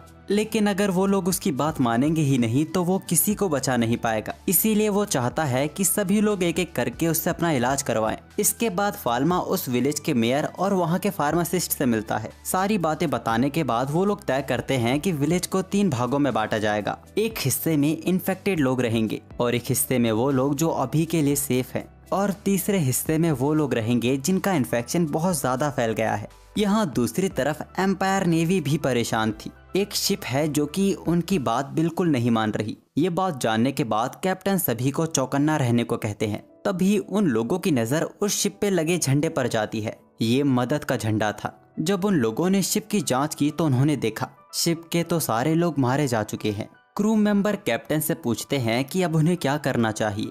कैप्टन के पास अब कोई भी चारा नहीं है। ये वो लोग हैं जो इंस्पेक्शन से बच के भाग रहे थे। कैप्टन कहते हैं कि हमें शिप को डुबाना होगा। वो सभी को कैनन तैयार करने को कहता है। कैप्टन सोचते हैं कि अगर ये व्यापारी भागने की जगह अपना इलाज करवाते तो शायद सभी नहीं पर बहुत लोग इसमें बच जाते। वो फाल्मा की बात को याद करते हैं कि वो सबका इलाज करके सबको बचाना चाहता है, लेकिन अब बहुत ही ज्यादा देर हो चुकी है। कैप्टन को ना चाहकर भी उस शिप को डुबाने का ऑर्डर देना पड़ता है। अचानक सीन एक लेबोरेटरी पर जाता है। वहाँ के कुछ प्रोफेसर किसी एक प्रोफेसर की बात कर रहे थे जिसको निकाला जा रहा है। जिसको निकाला जा रहा है वो यही बूढ़ी अम्मा है, लेकिन वो अभी और काम करना चाहती थी। वो लोगों की मदद करना चाहती थी। माइक्रो ऑर्गेनिज्म में जो उन्होंने खोज की है वो लोगों के लिए किसी भी काम की नहीं। तो अब उन्हें भी लगता है कि शायद अब उन्हें रिटायर हो ही जाना चाहिए। वो अपनी असिस्टेंट से कहती है कि वो बस इस चीज को लेके डरी हुई है कि उनके जाने के बाद इन ऑर्गेनिज्म का क्या होगा।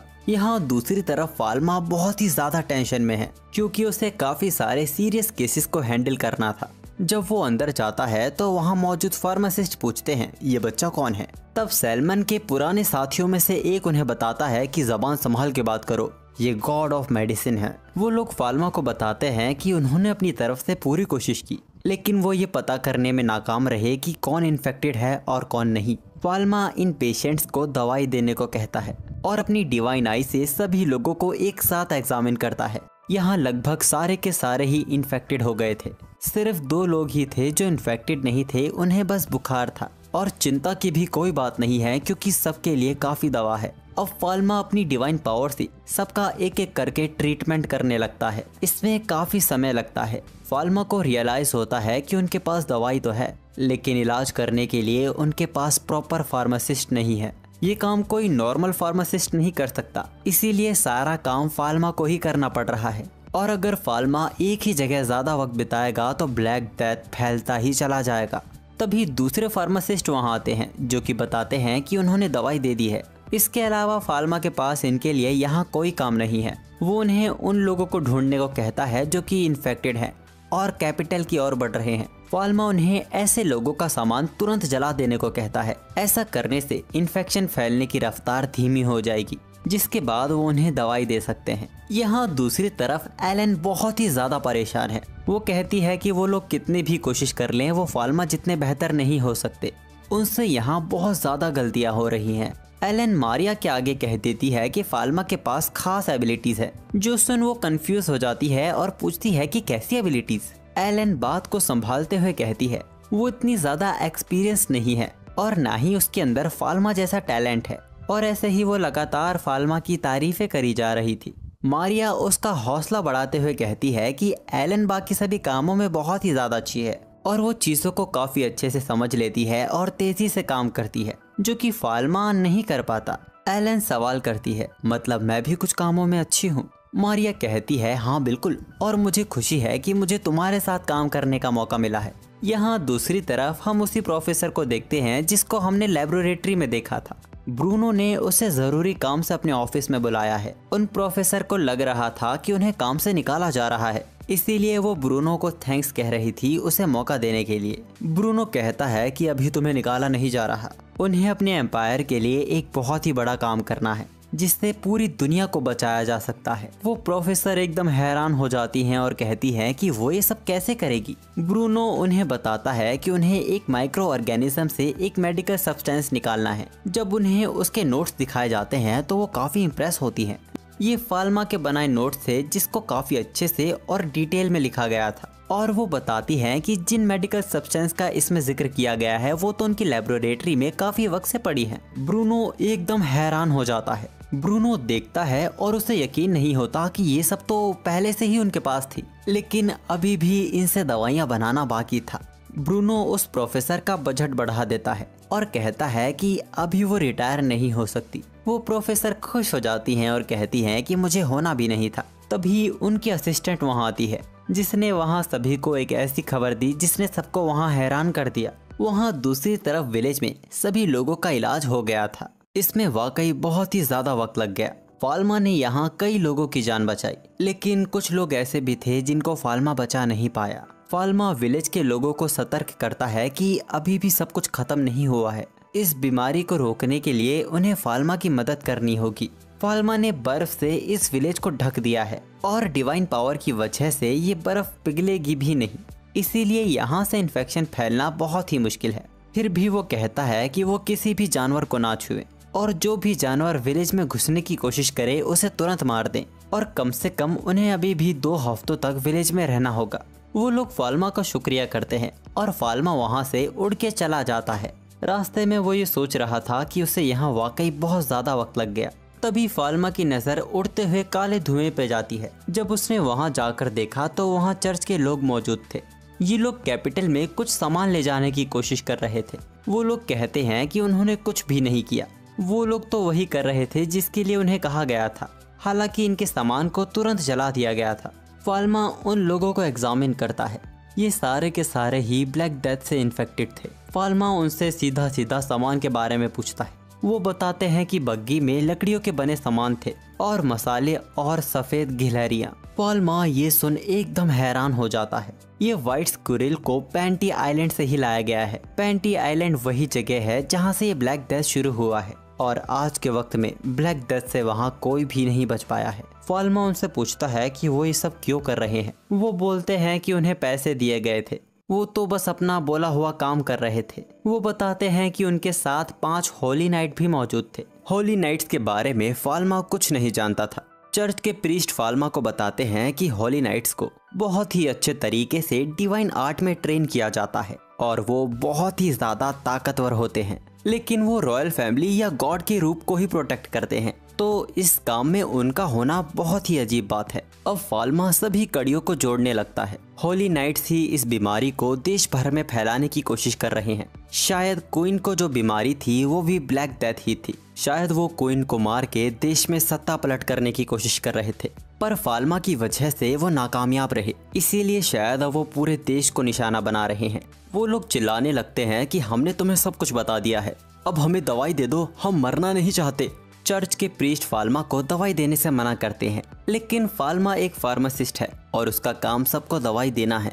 अब गॉड ऑफ मेडिसिन ने यह कहा था तो वो भी कुछ नहीं कर सकते थे। यहाँ दूसरी तरफ क्वीन तक ये खबर पहुँच चुकी थी कि इस बीमारी को एम्पायर में जानबूझ के फैलाया जा रहा है और ब्रूनो का मानना है कि वो कैपिटल में घुसने की कोशिश करेंगे। क्वीन सभी गेट्स को बंद करने का ऑर्डर दे देती है। यहाँ दूसरी तरफ शार्लॉट सभी में मास्क बांट रही थी। पैरी भी इंस्पेक्शन का काम कर रहा था, पर तभी उसे पता चलता है कि ब्लैक डेथ आ रहा है, सभी को आइसोलेट करना होगा। उसी वक्त कैसल का दरवाजा तोड़ के कैसल में हॉली नाइट घुसाते हैं। वहाँ अपने आप को बचाने के लिए भगदड़ मच जाती है। पैरी दवाइयों को बचाने की कोशिश कर रहा था। गार्ड्स हॉली नाइट से लड़के उन्हें रोकने की कोशिश करते हैं, लेकिन हॉली नाइट्स के सामने उनका कोई मुकाबला ही नहीं था। हम देखते हैं कि हॉली नाइट्स वहाँ एक बॉक्स खोलते हैं जिसके अंदर व्हाइट स्क्विरल मौजूद थी। वो अपने डिवाइन आर्ट से वहाँ एक टोर्नेडो क्रिएट करते हैं, जिसकी वजह से सारी स्क्विरल पूरे शहर में फैल जाती है। मौत के करीब से बचा पैरी जब उसे पता चलता है कि हॉली नाइट्स ने पूरे कैपिटल में स्क्विरल्स को छोड़ दिया है, वो तुरंत वहाँ से भागकर गार्ड्स के पास जाता है। उसे समझ आ गया था कि स्क्विरल्स के द्वारा ही ब्लैक डेथ को फैलाया जा रहा है। वो तुरंत पूरे कैपिटल में इमरजेंसी बेल बजाने को कहता है। कैपिटल की इमरजेंसी बेल बजा दी जाती है। पूरे कैपिटल में टेंशन का माहौल था। सभी को इस बेल की आवाज़ सुनाई दे रही थी। एक आदमी जो शायद इन सब के पीछे वही है, उसका ऑरा काला था, वो इंसान नहीं लग रहा था। कैपिटल के टॉप से वो ये नज़ारा देख रहा था। जब क्वीन को पता चला कि कैपिटल पे हॉली नाइट्स ने हमला कर दिया है, वो बहुत ही गुस्सा होती है। लेकिन जब पूरी बात पता चली कि वो बस 5 हैं, तो ये काफ़ी हैरान कर देने वाली बात थी। क्वीन उन्हें कुचल देने को कहती है, पर तभी ब्रूनो वहाँ सारी बात बताता है। ब्लैक डेथ बीमारी जिन शिप से यहाँ आई है वो नेदरलैंड से है, और जैसे हालात अब तक उनके सामने आए हैं, इससे जाहिर होता है कि ये जानबूझ के ये बीमारी फैलाई जा रही है। क्वीन बहुत हैरान होती हैं। उन्हें इसके पीछे की वजह समझ नहीं आ रही, क्योंकि नेदरलैंड के साथ उनके रिश्ते बहुत ही अच्छे थे और सिर्फ 5 होली नाइट्स के साथ हमला करना ये कुछ समझ नहीं आ रहा। ब्रूनो को लगता है कि ब्लैक डेथ फैला नहीं है, बल्कि ब्लैक डेथ को बनाया गया है। ब्रूनो याद दिलाता है कि 3 साल पहले एक फार्मासिस्ट नेदरलैंड गया था, उसको कॉमनर बना दिया गया था। उसमें काबिलियत थी एक अच्छा फार्मासिस्ट बनने की। उसने इलाज करने के कई तरीके खोजे थे, लेकिन एक दिन उसे जिंदा इंसानों पर एक्सपेरिमेंट करते हुए पकड़ लिया गया। ये कदम इंसानियत के बिल्कुल ही खिलाफ था। चर्च के लोगों ने उसे पकड़ लिया और उसके डिवाइन आर्ट को सील कर दिया। उसे उसकी यूनिवर्सिटी से भी बाहर निकाल दिया गया था। ब्रूनो बताता है कि वो जहाँ तक जानता है वो कई सारे वायरस पर रिसर्च कर रहा था। सभी लोग वहाँ सोचने लगते हैं कि आखिर वो शख्स था कौन। वो शख्स था ब्रूनो के स्कूल का कॉलेज का दोस्त कैमस। ब्रूनो वहाँ कहता है कि वो कैमस को रोकेगा और उसे खत्म कर देगा। यहाँ दूसरी तरफ गार्ड सफेद गिलहरियों को कैपिटल में फैलने से रोकने की कोशिश कर रहे थे और कई गार्ड्स होली नाइट्स को भी रोकने की कोशिश कर रहे थे, लेकिन वो हर एक चीज में नाकाम थे। होली नाइट्स बहुत ही ताकतवर हैं, उनके पास डिवाइन आर्ट है। लेकिन तभी वहाँ सैलमन आता है जो अपने होली मैजिक से सभी होली नाइट्स को पकड़ लेता है। यहाँ टेम्पल गार्ड्स और हेड प्रीस्ट को देख होली नाइट हैरान होते हैं। सैलमन कहता है, गॉड की दी हुई शक्तियों से गॉड के खिलाफ जाना ये बिल्कुल भी माफ नहीं किया जाएगा। सैलमन डिवाइन पावर का यूज करता है और सभी होली नाइट्स को कैप्चर कर लेता है। यहाँ दूसरी तरफ शार्लोट और सेड्रिक बड़े ही परेशान थे। शार्लोट पूछती है कि अब हमें क्या करना चाहिए। तभी वहाँ कहीं पास धमाका होता है। शार्लोट कहती है कि हमें दवाइयों को बचाना चाहिए और वो बोलती है कि फाल्मा की फार्मेसी यहीं पास में है, वहाँ बहुत ही खतरनाक दवाइयाँ मौजूद है। अगर उन्हें कुछ हो गया तो पूरे कैपिटल पर तबाही आ सकती है। बस यही सोचकर शार्लोट घबराने लगी थी। सेड्रिक कहता है कि वो उसे खतरे में नहीं डाल सकता। अगर शार्लोट को कुछ हो गया तो फाल्मा को बहुत बुरा लगेगा। दुखी शार्लोट वहाँ प्रार्थना करने लगती है। तभी उसे आसमान से एक रोशनी जाती दिखती है। फाल्मा कैपिटल वापस लौट आया था। उसे कैपिटल ऐसी हालत में दिखेगा उसने इसकी कभी उम्मीद नहीं की थी। फाल्मा अपनी डिवाइन आई से पूरे कैपिटल को देखता है। कैपिटल में ब्लैक डेथ काफी तेजी से फैल रहा था, पर वो ये देख ज्यादा घबरा जाता है कि ये स्क्विरल नहीं, उड़ने वाली स्क्विरल हैं, जिन्हें पकड़ना और उन्हें मारना एक बड़ी चुनौती होगी। वो उड़ रहे काले धुएं की तरफ जा रहा था। तभी उसे अपने फादर ब्रूनो दिखाई देते हैं। हम देखते हैं कि होली नाइट्स को हरा दिया गया है और अब वहाँ के गार्ड्स उनसे उनका असली मकसद पूछते हैं। वो पूछते हैं कि वो ब्लैक डेथ को क्यों फैलाने की कोशिश कर रहे हैं। होली नाइट कहते हैं कि वो ब्लैक डेथ के बारे में कुछ भी नहीं जानते। उनसे जो कहा गया वो बस वही कर रहे हैं। वो बताते हैं कि उनके लोगों को बंदी बना लिया गया है। उनके पीछे एक ऐसा शख्स है जो पलक झपकते ही 1000 लोगों को मार सकता है। ब्रूनो उस होली नाइट से पूछता है, क्या वो एक आंख वाला आदमी है जिसके नीले बाल हैं और उसके चेहरे पर जलने का निशान है। होली नाइट एकदम हैरान हो जाता है क्योंकि ब्रूनो एकदम सही कह रहा था। होली नाइट वहाँ अपना दम तोड़ देते हैं। उन्होंने अपना काम कर दिया है। उन्हें उम्मीद है कि अब उनके लोगों को छोड़ दिया जाएगा। ब्रूनो इनका अंतिम संस्कार करने को कहते हैं। फाल्मा ब्रूनो से पूछता है कि क्या वो जानते हैं कि इसके पीछे कौन मास्टरमाइंड है। ब्रूनो बताते हैं कि एक ऐसा फार्मासिस्ट जिसके पास दिल नहीं है, कैमस, जो अब एक शैतान बन चुका है। इमरजेंसी बेल को रोक दिया जाता है, जो देख शार्लोट बहुत ही ज्यादा खुश होती है। जिसके बाद वो फाल्मा की फार्मेसी की ओर दवाइयों को बचाने जा रही थी। यहाँ दूसरी तरफ होली नाइट्स का इज्जत से अंतिम संस्कार किया जाता है। सबको लग रहा था कि अब सब कुछ कंट्रोल में है, लेकिन तभी फाल्मा को एक अजीब एहसास होता है। वो अपनी डिवाइन आई का यूज करता है। उसे एक काली परछाई दिख रही थी।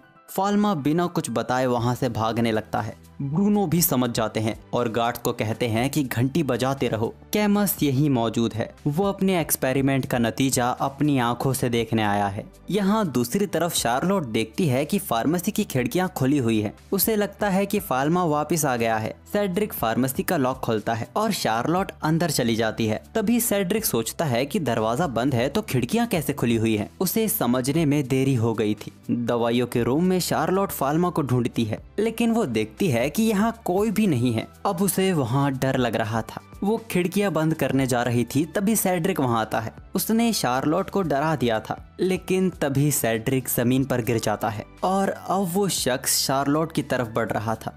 फाल्मा भी फार्मेसी पहुंच गया है। फाल्मा अपनी डिवाइन आई का यूज करता है। उसे जमीन पर कोई पड़ा दिख रहा था और एक काली परछाई जो कि इंसान तो नहीं है। वो लोग फार्मेसी का दरवाजा तोड़ के अंदर जाते हैं।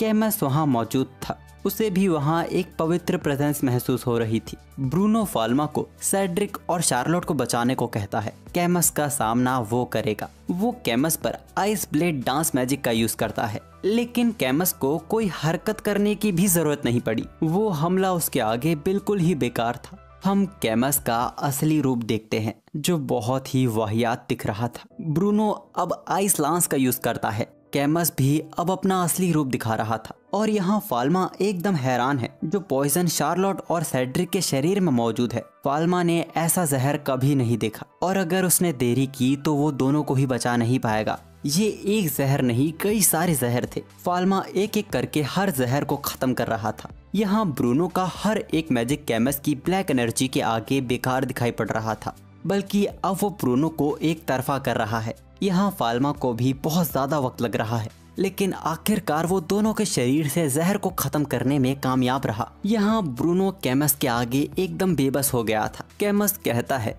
इंसान बहुत ही खूबसूरत होते हैं जब वो बीमारी से मरते हैं। जिसके बाद वो ब्रूनो को लात मार के दूर फेंक देता है और फाल्मा की लेबोरेटरी से एक बोतल निकालता है। वो कहता है जो खास इंसान बीमारी से लड़ सकते हैं वो आने वाले इंसानों की प्रजाति को ताकतवर बनाते हैं। बीमारियों से लड़ते हुए इंसान ही इस दुनिया को खूबसूरत बनाते हैं। वो फाल्मा की लेबोरेटरी की तारीफ करता है जहाँ ऐसे ऐसे जहर मौजूद हैं जिनका स्वाद चखना इंसानों का बाकी है। फाल्मा उस दवाई को गायब कर देता है। कैमस शॉक हो गया। फाल्मा कहता है कि वो इनको एक्सपेरिमेंट नहीं कह सकता जिनका कोई यूज नहीं है। तुम इकलौते हो जिसकी बीमारी को ठीक नहीं किया जा सकता। शार्लोट को हल्का होश आता है। वो फाल्मा को देखती है और कहती है कि वो दुखी दिख रहा है। वो कैमस को एक पंच मारता है। कैमस कहता है कि तुम मुझे समझ क्यों नहीं पा रहे हो, तुम भी तो मेरे जैसे हो, आखिर तुम सच्चाई को अनदेखा क्यों कर रहे हो। वो फाल्मा की तरफ 2 जहर की बोतल फेंकता है और सवाल करता है कि क्या बस वही है जो इस दुनिया के काम करने के तरीके को समझ सकता है। फाल्मा दोनों बोतलों को गायब कर देता है। वो कहता है कि मुझे भी कोई समझ नहीं पाता था, जल्द तुम्हारे साथ भी ऐसा होगा, तुम भी मेरी तरह शैतान बन जाओगे। फाल्मा का हाथ बहुत तेजी से चमकने लगता है। वो एक और पंच मारते हुए कहता है कि वो लोगों को ठीक करना चाहता है। वो दोनों फार्मेसी को तोड़ते हुए बाहर आ गए थे। फाल्मा एक और पंच मारता है और कैमस जमीन पर चित हो जाता है। वो अपनी छड़ी से कैमस के अस्तित्व को ही मिटा रहा था। हम देखते हैं कि उस छड़ी से अनबिलीवेबल होली पावर निकल रही है जो कि पूरे कैपिटल को घेर रही थी।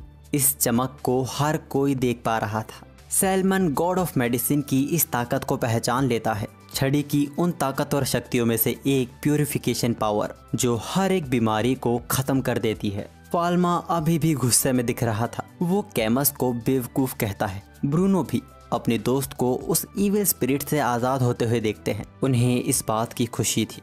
शार्लोट फाल्मा को देख रोने लगती है और उसे गले लगाते हुए कहती है कि तुम्हारा स्वागत है। खैर इसके बाद फाल्मा सेड्रिक और शार्लोट का इलाज करता है और अब ब्लैक डेथ की महामारी को भी कंट्रोल में कर लिया गया था। इसमें एलन ने भी अपना काम बहुत अच्छे से किया था। इन लोगों ने अब तक ब्लैक डेथ को ठीक करने के कई सारे तरीके ढूंढ लिए हैं। कंपाउंड गिल्ड की मदद से सभी में ये दवाइयाँ मुफ्त में बांटी जाती है, लेकिन बैरोन ने दवाई को लेने से इनकार कर दिया था। पैरी के जाने के बाद वो दवाई अपनी बीवी को पकड़ा देता है और अकेले में हम उसके चेहरे पे पछतावे को साफ देख सकते हैं।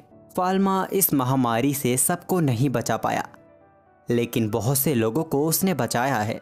फार्मेसी के ठीक होने का काम भी जोरों शोरों से चल रहा है। ब्लैक डेथ का डर लगभग कैपिटल से खत्म हो चुका है। 2 महीने बाद क्वीन भी डिक्लेयर कर देती है कि उनके कैपिटल से ब्लैक डेथ का अंत हो गया है। इस बात का जश्न पूरे कैपिटल में मनाया जाता है। अब तक फार्मेसी भी ठीक हो चुकी थी। आज उसके खुलने का दिन है। शार्लोट बहुत ही एनर्जेटिक दिख रही थी, जिसकी वजह से बाकी सब भी जोश में आ जाते हैं। वो कैंडी वाले अंकल फाल्मा से मिलने आते हैं। फाल्मा उन्हें पिछली बार के लिए शुक्रिया कहता है। सैलमन और पैरी भी उनसे मिलने आते हैं। वो कैंडी वाले अंकल शार्लोट के लिए तोहफा लेकर आए थे, जो देख शार्लोट खुशी से झूमने लगती है। खैर फार्मेसी को खोला जाता है, जहां हम देखते हैं कि बाहर बहुत बड़ी भीड़ उनका इंतजार कर रही थी और इस तरह इस एनिमे का अंत होता है। इस एनिमे की एंडिंग को काफी अच्छी तरीके से रखा गया है। लगता नहीं है कि इसका कोई अगला सीजन आने वाला है। क्या आप इस एनिमे की कहानी को बढ़ता हुआ देखना चाहते हैं? कमेंट बॉक्स में जरूर बताइएगा और चैनल को सब्सक्राइब करो यार।